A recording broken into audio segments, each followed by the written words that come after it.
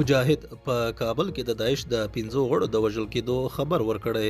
په سلامونو مهرکلی کوم که غواړئ چې بشپړ معلومات ترلاسه کړئ نو تر پایه راسره اوسئ. د طالبانو د حکومت ویان ذبیح الله مجاهد په کابل کې د شپې پر مهال د چاودنو د راپورونو له خپرېدو وروسته وایي چې دوی په پلازمینه کې د داعش یو پټنځای ویجاړ کړی دی. ښاغلي مجاهد پرون یکشنبه د لړم په 22مه د شپې مهال په ټویټر لیکلي چې د دوی ځواکونو د کابل ښار په 500 فامیلي سیمه کې د داعش یو پټنځای کشف او له منځه وړی دی. د هغو په وینا په دې عملیاتو کې د داعش 15 غړي وژل شوي هم دي. دا په داسې حال کې ده چې وړ مشپه په کابل کې د څو چاودنو غږونه اورېدل شوي دي.